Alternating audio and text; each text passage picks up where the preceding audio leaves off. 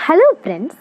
तो आज के इस वीडियो में हम कोड ऑफ क्रिमिनल प्रोसीजर 1973 के चैप्टर 5 अरेस्ट ऑफ पर्सन के सेक्शन 42 के बारे में डिस्कस करेंगे। हमने अपने पिछले वीडियो में सेक्शन 41 के सबसेक्शन 1 के सब क्लास ए से लेके आई तक को अच्छे से डिस्कस कर लिया था। साथ ही सीआरपीसी के 2009 के अमेंडमेंट में जो सेक्शन 41 ए से लेके डी तक को ऐड किया गया था उसके बारे में भी डिस्कस कर लिया था। अगर आपने उस वीडियो को नहीं देखा है तो डिस्क्रिप्शन बॉक्स में उसका लिंक दिया हुआ है, आप जाके देख सकते हैं ताकि आपको ये वाली सेक्शन 42 अच्छे से समझ में आए।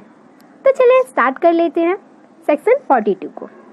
सेक्शन 41 में हमने ये जाना था कि कोई पुलिस ऑफिसर किसी भी पर्सन को अरेस्ट कर सकता है बिना किसी वारंट के जब कोई पर्सन कॉग्निजेबल ऑफेंस करता है तो। लेकिन अब क्वेश्चन आता है कि कॉग्निजेबल ऑफेंस में तो बिना वारंट के अरेस्ट कर सकता है, लेकिन क्या कोई पुलिस किसी पर्सन को नॉन कॉग्निजेबल ऑफेंस में अरेस्ट कर सकता है बिना वारंट के? यही दिया गया है सेक्शन 42 में, जिसमें कहा है arrest on refusal to give name and residence. अगर कोई पर्सन नॉन कॉग्निजेबल ऑफेंस करता है उसके बाद पुलिस ऑफिसर उससे नाम और उसके रेसिडेंस के बारे में पूछता है। अगर वो पर्सन उसे नहीं बताता है उसके नाम और रेसिडेंस को, उस वक्त पुलिस उसे बिना वारंट के अरेस्ट कर सकती है। तो अगर कोई पुलिस ऑफिसर किसी पर्सन के नॉन कॉग्निजेबल ऑफेंस करने के बाद किसी पर्सन से पूछती है उसके नाम और रेसिडेंस के बारे में, उसकी पूरी जानकारी लेने के बारे में कोशिश करती है, उस वक्त अगर वो पर्सन एक तो ऑफेंस किया है ऊपर से नहीं बता रहा है, उस दौरान पुलिस ऑफिसर बिना वारंट के उस पर्सन को अरेस्ट करेगी। उसके लिए उसे वारंट की जरूरत नहीं हो। सेक्शन 42 के सब सेक्शन 2 ये कहता है कि अगर वो पर्सन बता देता है, पुलिस ऑफिसर जब पूछता है उससे उसके नाम और रेसिडेंस के बारे में, तो अगर वो पर्सन सही सही सब बता देता है तो उस पर्सन को छोड़ दिया जाएगा। एक बेल बॉन्ड के साथ वो एक कार्रवाई होती है, कोर्ट की कुछ प्रोसेस होती है जिससे कि उस इंसान के द्वारा रिकॉर्ड रहता है कि वो आगे कोई अपराध ना करे। इसके साथ ही उसे छोड़ दिया जाए। सेक्शन 42 का सबसेक्शन 3 ये कहता है कि अगर कोई पर्सन ने नॉन कॉग्निजेबल अपराध किया है और अपना नाम रेसिडेंस भी नहीं बताया है, तो जब पुलिस अधिकारी ने उसे अरेस्ट कर लिया है, अरेस्ट करने के बाद 24 घंटा पूरा हो चुका है, 24 आवर्स पूरे हो चुके हैं, इसके अंदर पुलिस ऑफिसर ने उसके नाम और रेसिडेंस के बारे में जानकारी नहीं प्राप्त की है, उसने उतने देर तक नहीं बताया है, 24 घंटे के अंदर बताया नहीं है कि उसका नाम और रेसिडेंस अपने बारे में डिटेल उसने नहीं दिया, तो पुलिस ऑफिसर क्या करेगा?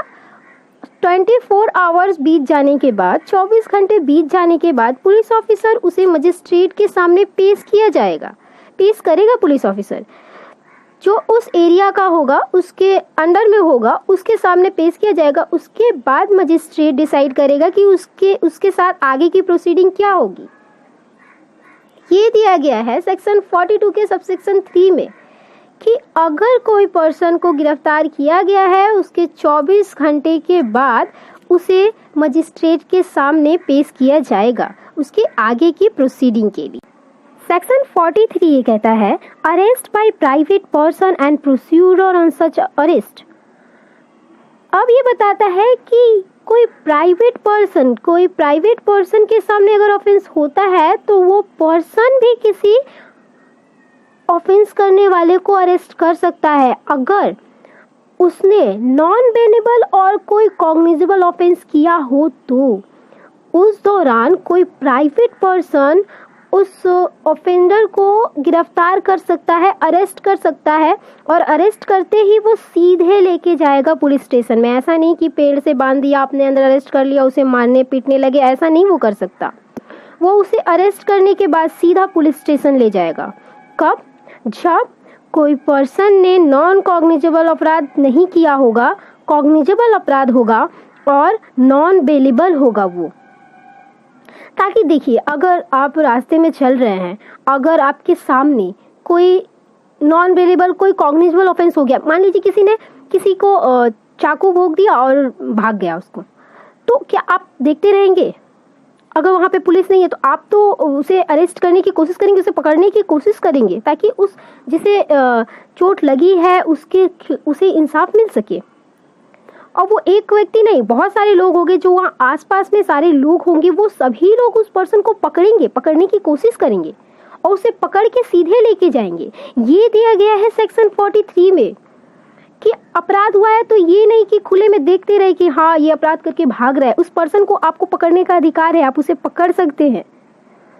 सेक्शन 43 के दौरान उसे पकड़ के आपके साथ कई लोग होंगे जो वहाँ पे मौजूद होंगे, उसे पकड़ के उसे पुलिस स्टेशन में ले जाएगा।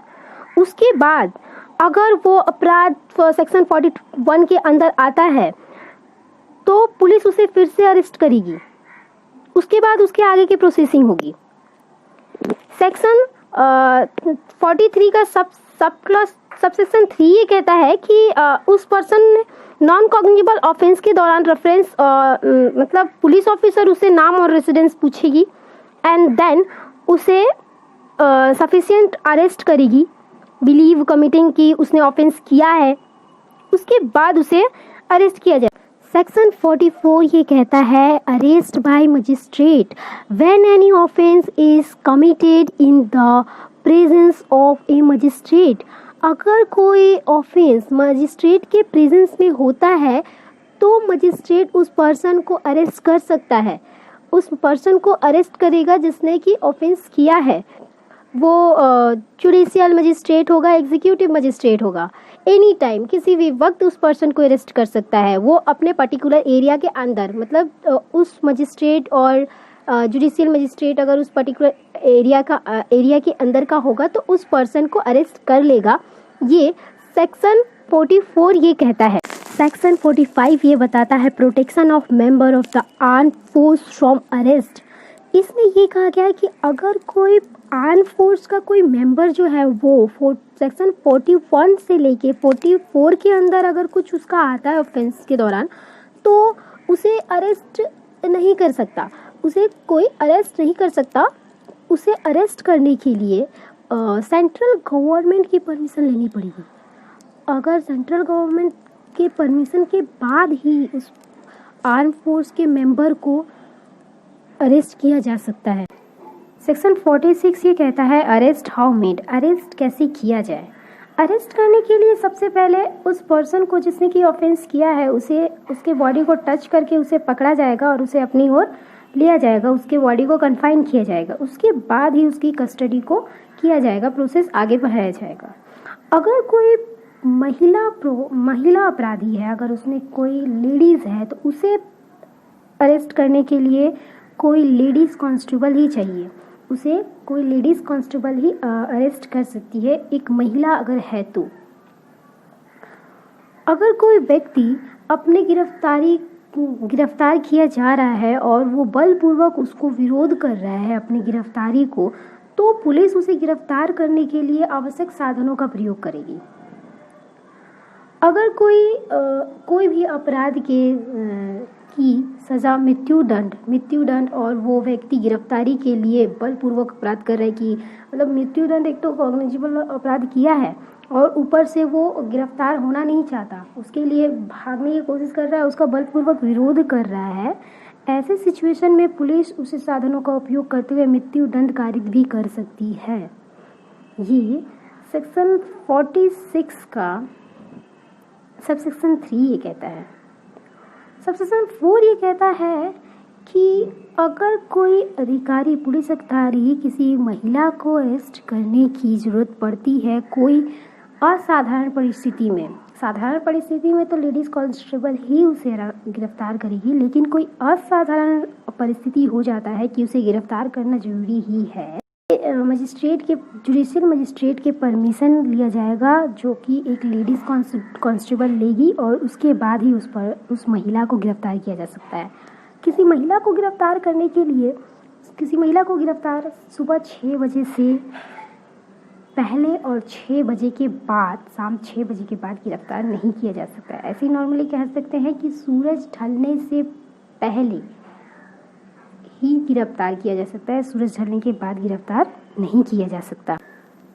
सेक्शन 46 का सबसेक्शन 4 ये कहता है कि जैसे कि किसी भी लेडीज़ को गिरफ्तार करने की बात आती है तो उसे सूरज डूबने के बाद गिरफ्तार नहीं किया जा सकता, उसे सूरज उदय के बाद ही गिरफ्तार किया जा सकता है। रात को किसी भी लेडीज़ को गिरफ्तार नहीं किया जा सकता। लेकिन अगर कोई असाधारण परिस्थिति आ जाती है, ऐसी परिस्थिति जिसमें उसको गिरफ्तार करना ही है, वैसे परिस्थिति में कोई लेडीज़ कांस्टेबल उस एरिया के पर्टिकुलर एरिया के जुडिशियल मजिस्ट्रेट से परमिशन लेगा और परमिशन लेने के बाद ही उस लेडीज़ को गिरफ्तार किया जाएगा अगर कोई असाधारण परिस्थिति आ जाती है तो। सेक्शन 47 ये कहता है सर्च ऑफ प्लेस और एंटर्ड बाय पर्सन। अगर कोई अपराधी है और पुलिस उसे पकड़ना चाहती है, पकड़ने के लिए कोशिश कर रही है और वो अपराधी जो है वो भाग रहा है, पुलिस से बचते हुए वो भागने की कोशिश कर रहा है, अगर भागने के दौरान वो किसी के घर में या कहीं जाके किसी कोने में छिप जाता है, मान लीजिए किसी के घर में जाके छिप जाता है, तो उस मकान मालिक का ये ड्यूटी होता है कि वो उस पुलिस ऑफिसर को उसके घर के अंदर आने दे और उसे उस मुजरिम को, उस अपराधी को गिरफ्तार करने दे। उसके बाद वो उसे उस जगह को पूरी अच्छी तरीके से सर्च करेगा कि वो कहाँ पे है। सर्च करने के बाद अगर ज़रूरत पड़ती है कि उसके कोई दरवाज़ा, कोई विंडो तोड़ने की ज़रूरत पड़े तो भी पुलिस अधिकारी वो तोड़ सकता है और उसको पकड़ने के लिए वो चीज़ कर सकता है। सेक्शन 48 ये कहता है अगर कोई पर्सन पुलिस से बचते बचते अगर उस पर्टिकुलर एरिया से बाहर चला जाता है, जिस पर्टिकुलर एरिया का वो पुलिस ऑफिसर है, अगर उस एरिया से वो बाहर चला जाता है तो वो अगर कोई कॉग्निजेबल अपराध उसने कोई किया है, उसके खिलाफ कोई वारंट जारी नहीं हुआ है, बिना वारंट के उसे गिरफ्तार किया जा रहा है, तो वो पुलिस ऑफिसर पूरे इंडिया में कहीं भी वो उसके पीछे जा सकता है और उसे पकड़ने के लिए कहीं भी जा सकता है। इसके साथ ही वो जिस पर्टिकुलर एरिया में जाता है उस जगह के पुलिस ऑफिसर उनके साथ उनकी हेल्प करेंगे, साथ ही उसे पकड़ने में। सेक्शन 49 ये कहता है कि एक गिरफ्तार व्यक्ति के ऊपर उतना ही अवरोध किया जाएगा कि वो पुलिस अधिकारी के गिरफ्त से भाग ना जाए, उसकी गिरफ्त से निकल ना पाए, इतना ही उस पर अवरोध किया जाएगा, उससे ज़्यादा नहीं। सेक्शन 50 ये बताता है कि एक पर्सन जिसे गिरफ्तार किया जा रहा है उसे किन कारणों से गिरफ्तार किया जा रहा है, क्या रीज़न है जिसकी वजह से उसे गिरफ्तार किया जा रहा है, ये इन्फॉर्म करना ज़रूरी है। और कि उसके ज़मानत के कैसे उसकी ज़मानत हो जा सकती है, उसके ज़मानत के क्या अधिकार है। अरेस्ट ऑफ पर्सन के आगे के सेक्शंस को हम अपने नेक्स्ट वीडियो में जानेंगे, तो उस नेक्स्ट वीडियो को देखने के लिए सब्सक्राइब कीजिए हमारा चैनल और बेल आइकन को प्रेस करना ना भूलें ताकि अगर वीडियो अपलोड हो तो आपको नोटिफिकेशन मिल जाए। Thank you for watching this video.